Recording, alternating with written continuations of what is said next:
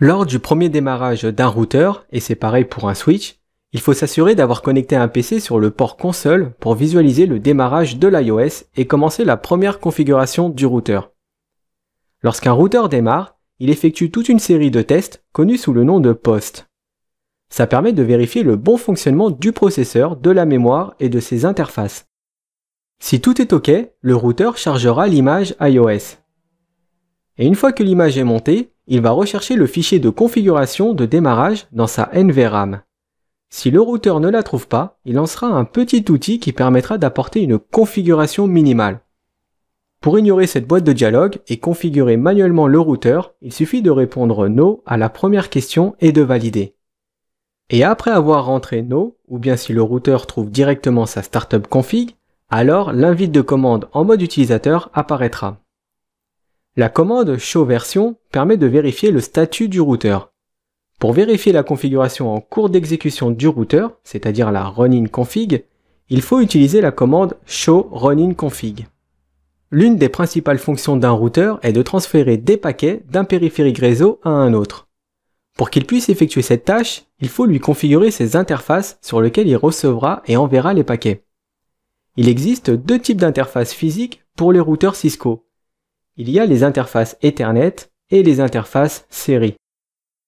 Une interface Ethernet de 10 mégas se configure avec la commande interface Ethernet.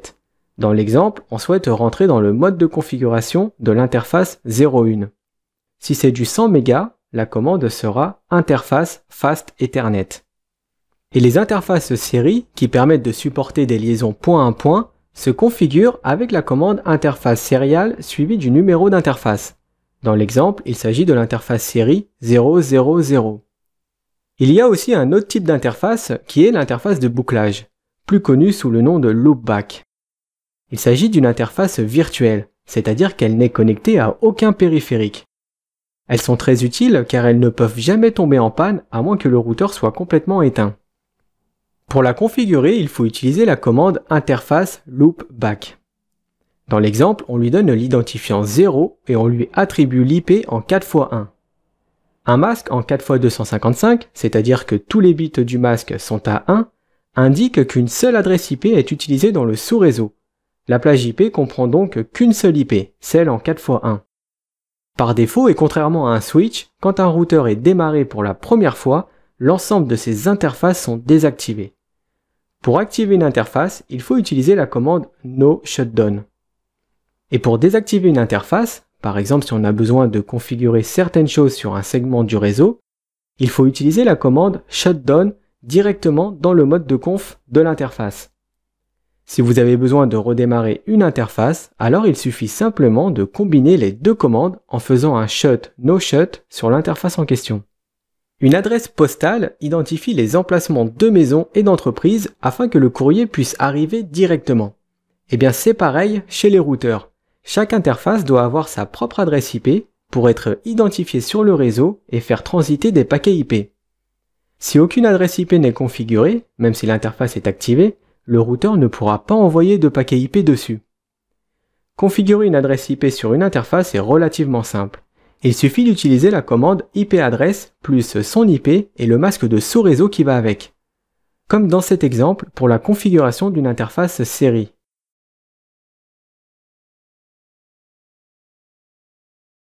Lorsqu'on termine la configuration des interfaces d'un routeur, c'est-à-dire après lui avoir affecté une ou des IP, il est possible de faire des vérifications en utilisant différentes commandes show. La commande show IP interface brief permet d'afficher la liste des interfaces du routeur et leurs états. La colonne interface indique le type d'interface et son emplacement. La colonne IP adresse indique son IP si elle est configurée. Dans la colonne OK ? S'il y a un yes, c'est que l'IP est valide, et si c'est un no, c'est que l'IP n'est pas bonne. La colonne méthode indique comment l'adresse IP a été configurée. La colonne statut affiche le statut de l'interface. Si c'est up, c'est qu'elle est active, si down, c'est qu'elle est hors service, et si c'est écrit administratively down, c'est qu'elle a été désactivée manuellement par un admin réseau avec la commande shutdown. Et la colonne protocole montre le statut du protocole de routage. Soit c'est up ou soit c'est down. Passons maintenant à la commande Show Interface. Cette commande permet de voir les détails de chaque interface ou d'une seule en particulière si vous ajoutez le nom de l'interface juste après la commande. Ici, on peut voir le statut de l'interface matérielle, si elle est up, down ou bien si un administrateur réseau l'a volontairement désactivée. Line Protocol indique si le protocole considère que l'interface est vivante. La ligne Hardware affiche le type de l'interface et sa MAC adresse. Le mot Description affiche ce que l'admin réseau a configuré comme description sur l'interface. Internet Address affiche l'adresse IP de l'interface ainsi que son masque de sous-réseau. Le champ MTU affiche la taille maximum qu'un paquet peut traverser l'interface. Le champ BW affiche la bande passante de l'interface en kilobits par seconde. Le mot DLY indique le délai de l'interface en microsecondes. Il s'agit du temps que met l'interface pour recevoir une réponse après avoir envoyé une donnée. Le mot Reliability signifie fiabilité. Plus le taux est élevé et plus la ligne est fiable. Par exemple, 255 sur 255 est égal à 100% de fiabilité. Il s'agit d'une moyenne calculée sur 5 minutes. Le load indique la charge du lien. Alors contrairement à la fiabilité, ici, 255 sur 255 signifie que la liaison est complètement saturée. Elle est aussi calculée sur une moyenne de 5 minutes. L'encapsulation indique la méthode d'encapsulation qui a été configurée pour cette interface. Elle doit être identique des deux côtés pour que le lien puisse fonctionner correctement. Et les lignes d'entrée-sortie affichent le nombre de bits et de paquets par seconde qui ont été transmises sur l'interface durant les 5 dernières minutes.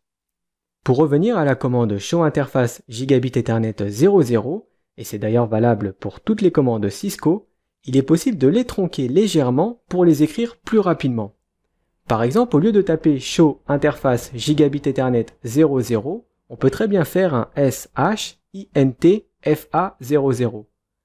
La première ligne du résultat de la commande Show Interface renseigne énormément sur l'état de l'interface. Pour qu'elle fonctionne parfaitement, l'interface physique et le lien doivent être tous les deux en up.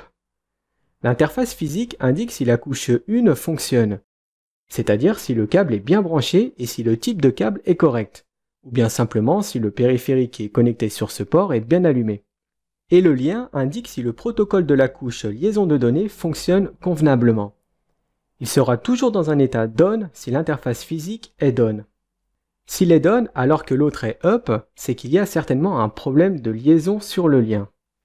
Si l'interface est administrativement down et le protocole aussi, c'est que l'interface a été désactivée volontairement par un admin réseau avec la commande shutdown. Et si tout est up, c'est que tout fonctionne parfaitement. Ces 4 combinaisons possibles sont très utiles dans le dépannage d'un réseau.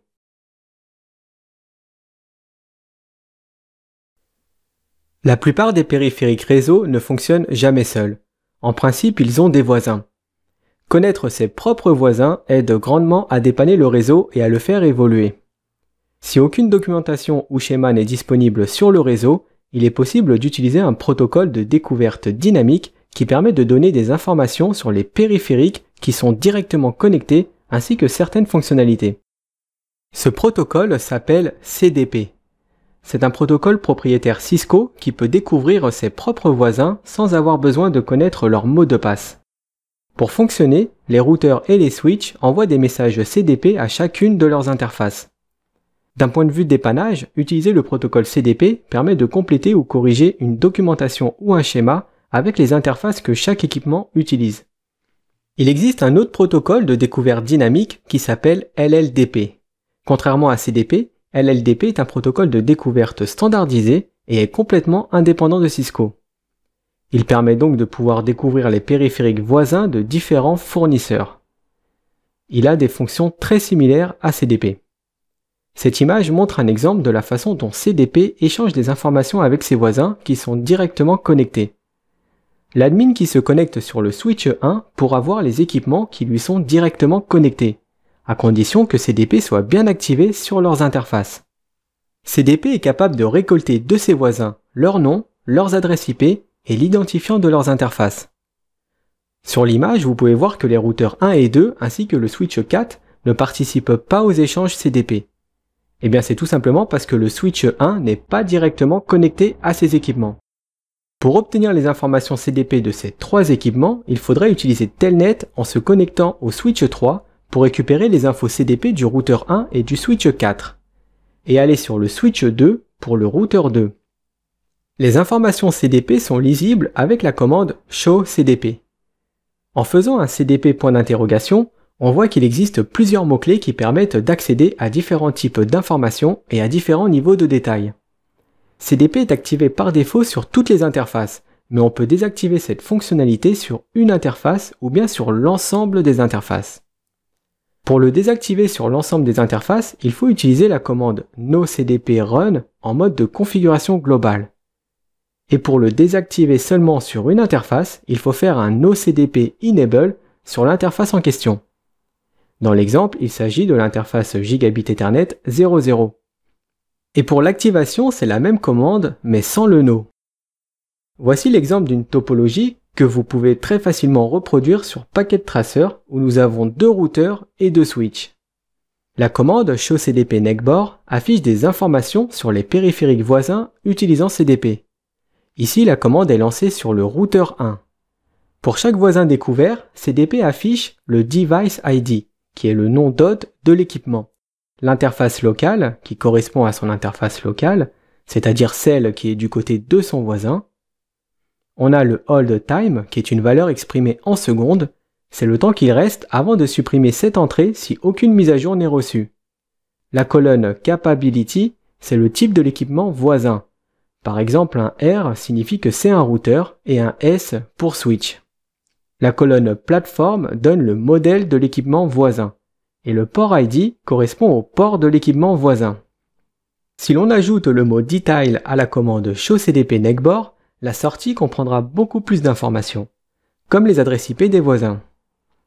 CDP se limite à recueillir des informations que sur des équipements voisins Cisco qui lui sont directement connectés. Passons maintenant au protocole LLDP. C'est un protocole destiné à remplacer un bon nombre de protocoles propriétaires comme CDP. Il est aussi utilisé pour la découverte des réseaux et fonctionne comme CDP, c'est-à-dire en envoyant des messages à intervalles réguliers pour découvrir ses voisins. La commande pour activer LLDP sur l'ensemble des interfaces est LLDP run, à faire en mode de configuration globale. Un no LLDP run le désactive. Pour la configuration sur une interface, il faut faire un LLDP transmit et un LLDP receive directement sur l'interface. Et pour le désactiver, il suffit de rajouter un no devant la commande d'activation. Le mot transmit est pour l'envoi des LLDP et le mot receive est pour la réception.